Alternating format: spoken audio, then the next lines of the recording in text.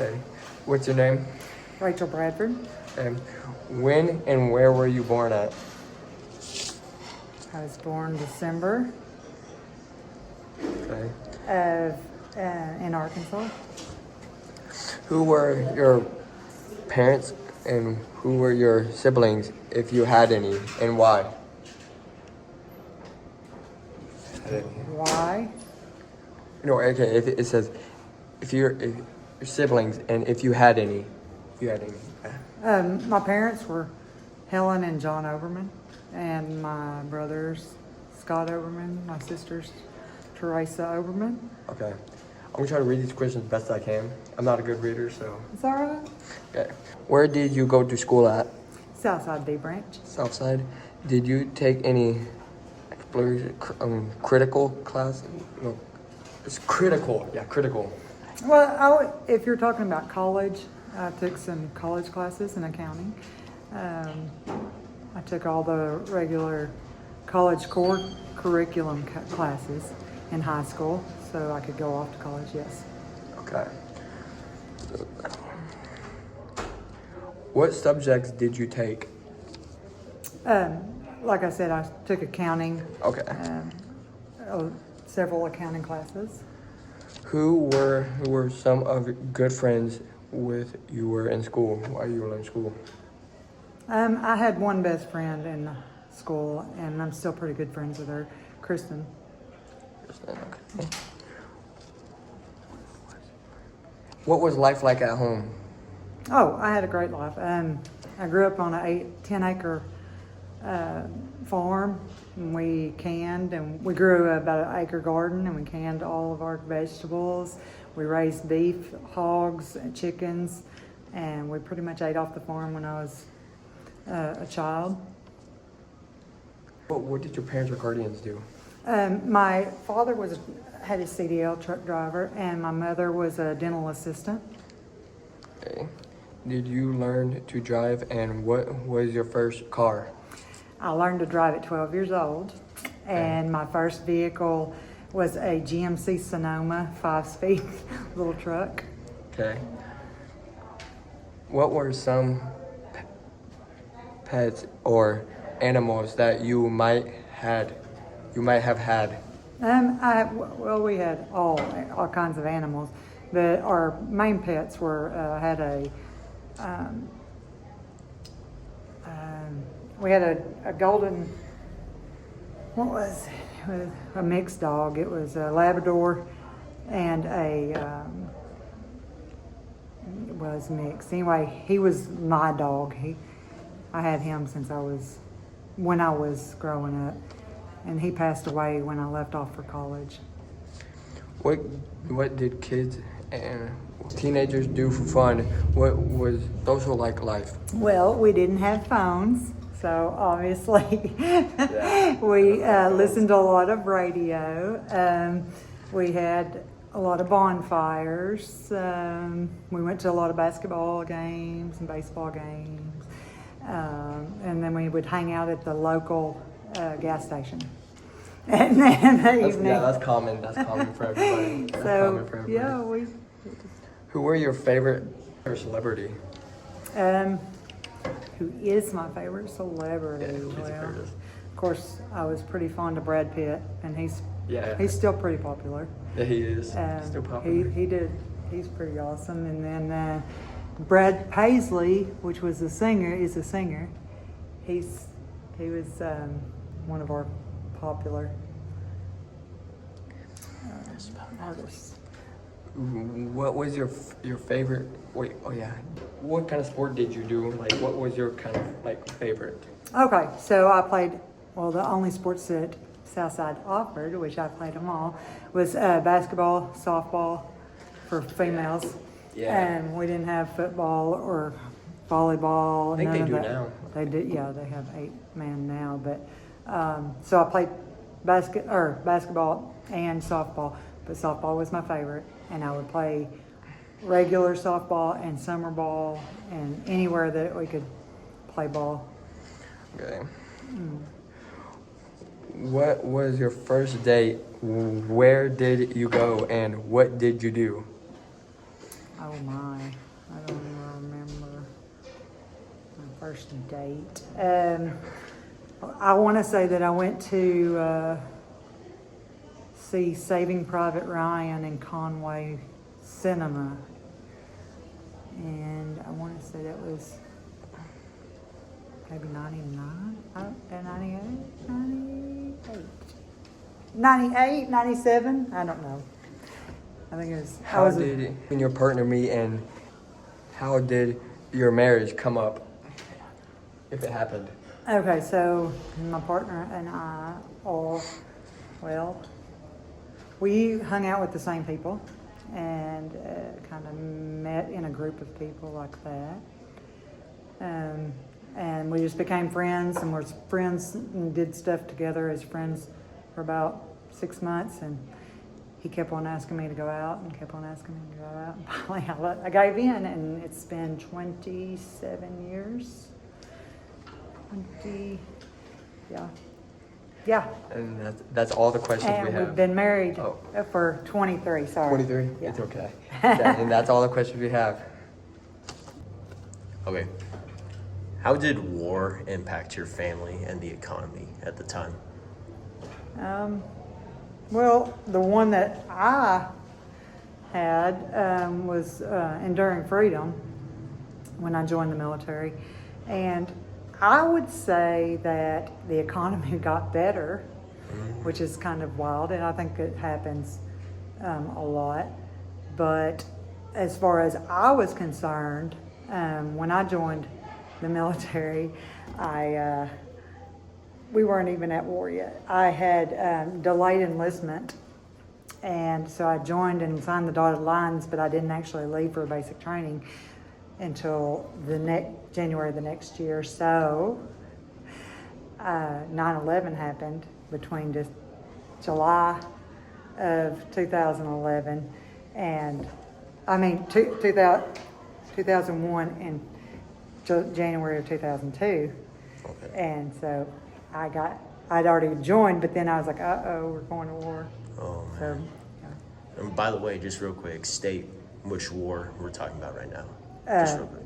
the Iraqi Freedom War. Okay, good. So, what was the general outlook in your area at the time?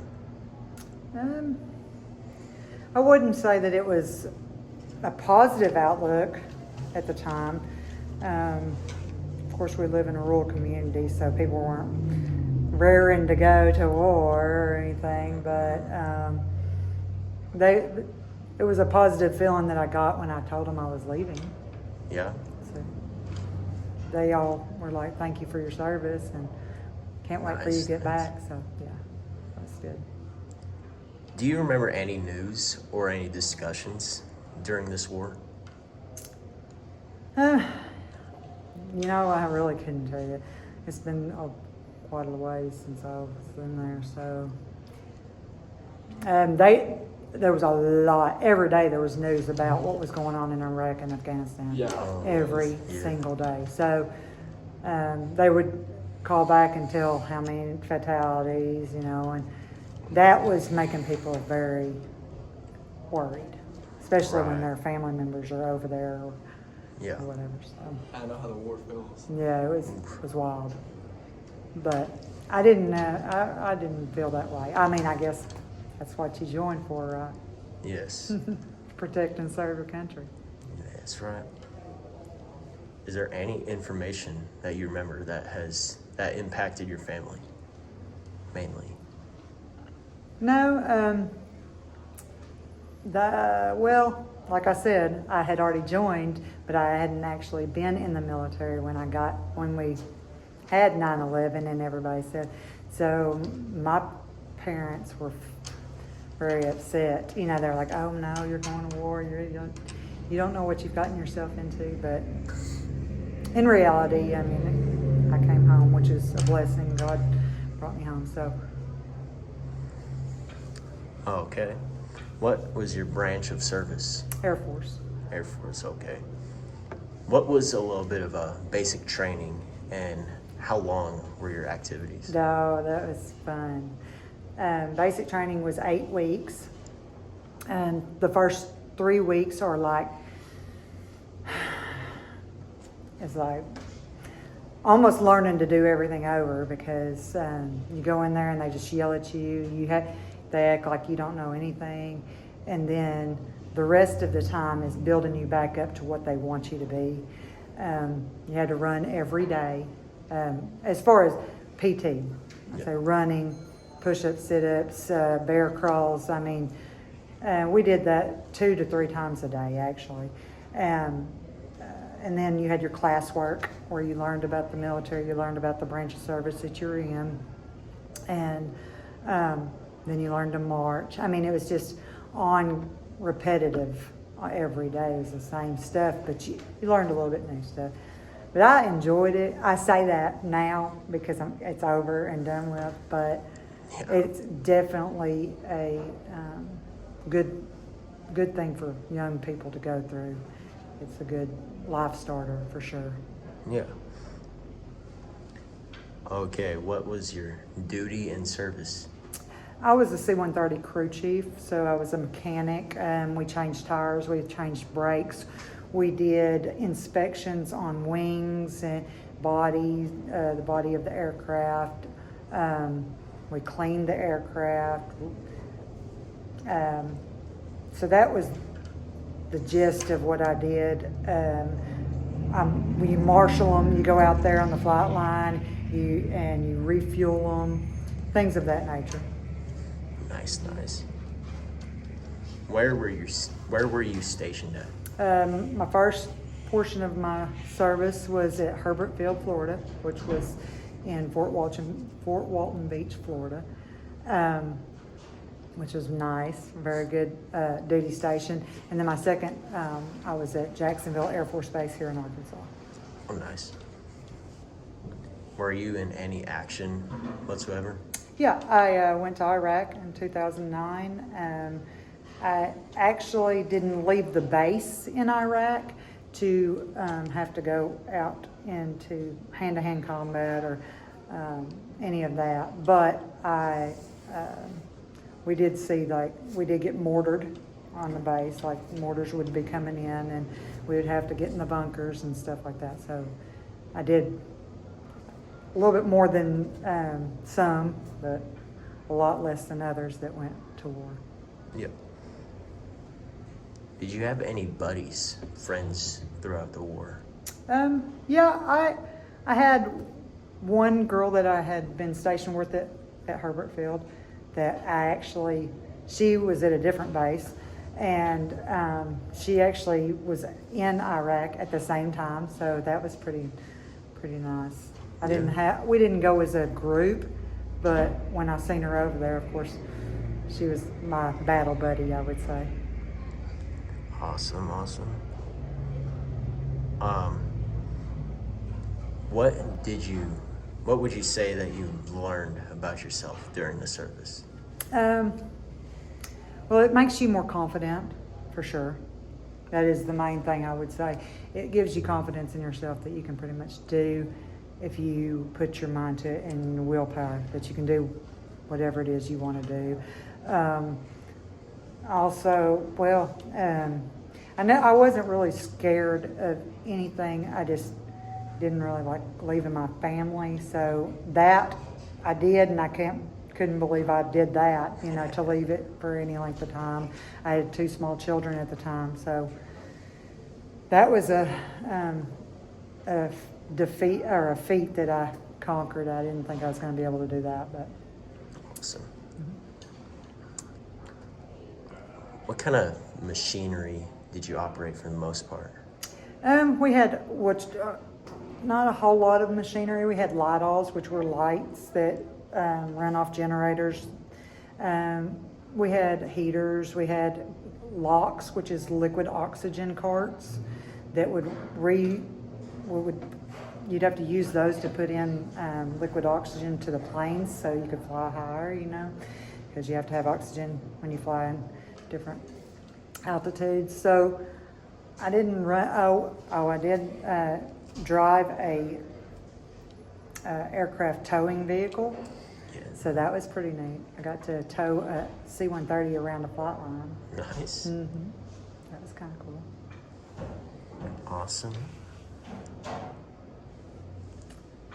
What kind of training would you do in order to receive the order to be able to do what you did?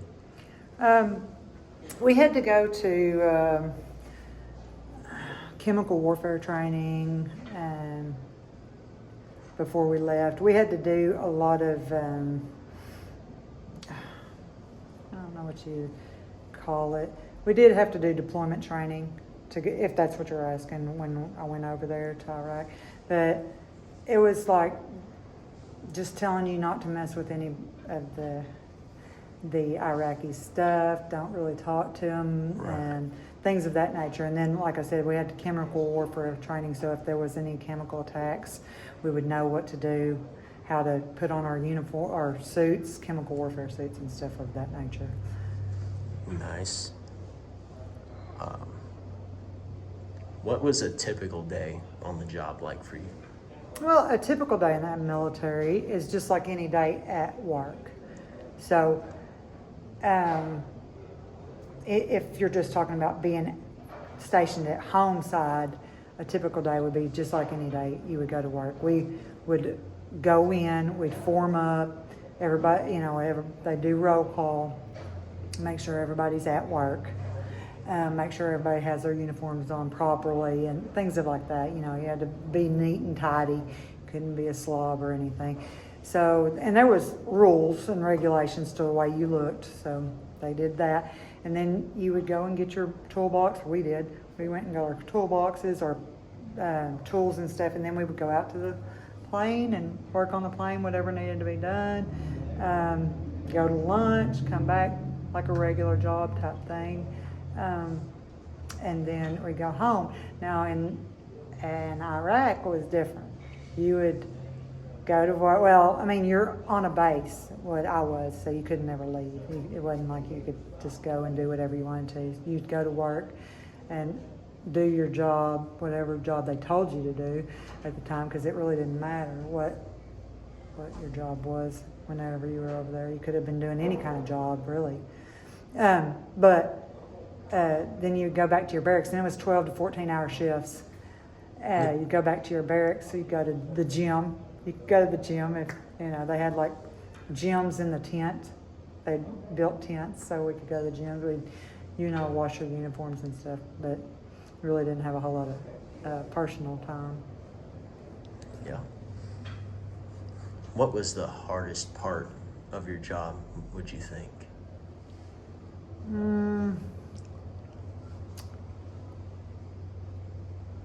Probably just making sure that you followed all the rules and regulations of the military. And that's what I would say, because there's so many. Yeah. And that's what you learn. You learn them in basic training, which you learn them as you go too, like on the job trainings too. But there's so many rules and regulations and that you have to go by that you really, I would say that was my hardest part, is to know when to use what rules and regulations. So the job itself wasn't that, I was young, so it wasn't that intense. But as far as knowing where you could and couldn't do stuff and what you could and couldn't do and how to speak to different people, because, you've got officers and stuff that you have to salute and things of that nature. So it was rules and regulations is what I would say. Yeah. What were living and working conditions like? In the Air Force, it's pretty nice. I've been told that other branches could be a lot worse. But our living conditions, even in Iraq, were pretty good. I was an NCO, which is a non-commissioned officer, when I went to Iraq, and I lived in a bunker type home with three other people. There was 2 bunks. So, but some of the younger people that were there lived in bays, like big open bays with a bunch of bunks, so that could have been a little worse. It wasn't that bad. Nice. Was the climate or weather a problem for you anyway? Well, while I was in the military, I worked outside on the front line. So, with that being said, it's hot in the summer and it's cold in the winter, and you have to work when it's raining, and no matter what, you know. Yeah. So, the weather, as long as it was nice, of course, the job was great. But when it's nasty, when I went to Iraq, there was sandstorms, so those were pretty rough, and it was cold when I was there. So, the sandstorms were pretty wild. I wish I would have got pictures of it, but I didn't get any pictures. But if you look on the internet, you can see pictures of sandstorms and what they can do. Right. What was your proudest moment on the job? What do you think? I got to fly in a cockpit of a C-130 Yeah. from Iraq to Baghdad, and that was pretty awesome. I was pretty proud of that. That was one of my proudest moments, definitely. And of course, basic training and graduation. Yeah, to graduate basic training and to become an airman of the United States Air Force was very humbling and made me pretty proud. Yeah. Would you say that 9/11 was linked towards the war or your decision to enter?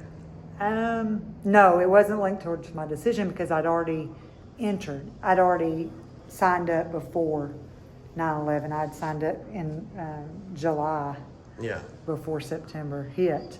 So that didn't, but I mean, I don't know that it, I would say it was definitely made me more eager to go, definitely. Right. I would say it made me more eager to join and couldn't wait to get to my job, yes. Motivate you. Motivation, absolutely. Drove you with a purpose to Yes, fight for. yes, absolutely. Yeah. Yeah. What was the feeling that you and your colleagues had regarding like any response towards 9/11 on your side? Well, most of the people that I worked with wanted to go to Iraq. I mean, for one, you get hazardous duty pay and all these other things, but they were young men, most of the guys that I worked with, and they couldn't wait to get over there and see what it was all about. Yeah. So most of the colleagues that I worked with were very eager to do their service of their country. Yeah. So the younger version of the military were eager, put it that way. Energetic. and Yes. The older ones, they're like, Yeah, because they're ready to get not into war right necessarily. away. Right. Yes.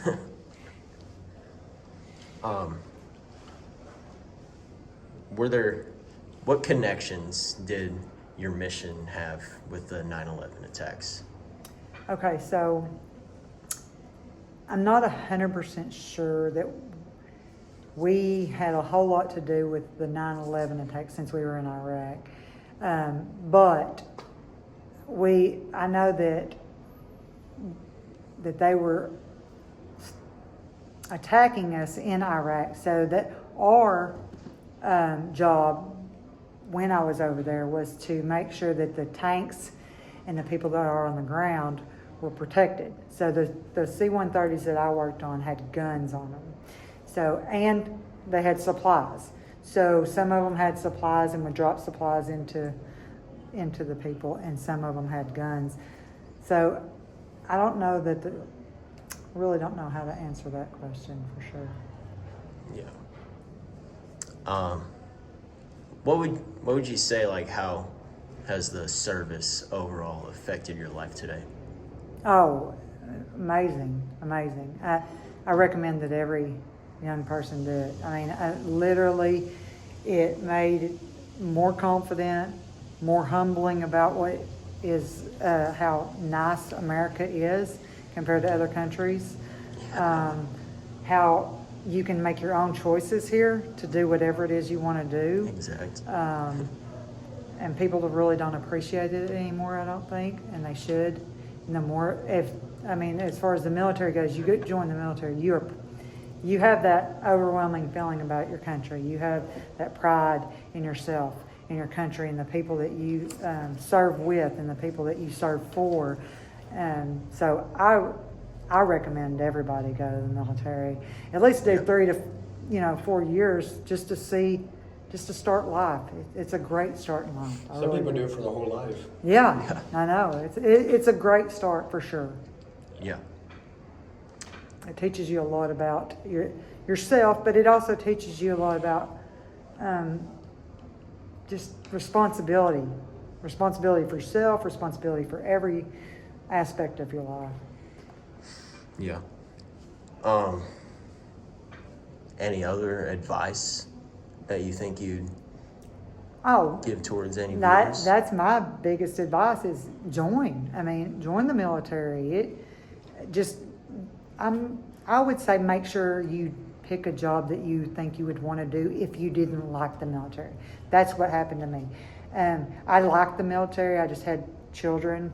Life things happened to me and I got out. But I recommend that if anybody goes in, they choose the job that they think they would be able to do in the civilian sector. Because once you get out, you could continue on and make a career of whatever it is. It would be easier to continue on in the civilian world. But that's what I recommend. Finding a job in the military that you would like to do for the rest of your life in the civilian world if you needed to get out or something happened. Right. And you couldn't be in the military anymore. Yep. So, yeah, I think that's all we have. Yeah. So. Good. I'm glad you chose me to do this. I enjoyed it. Thank you. You're welcome. Thank you for letting us have You bet. You bet.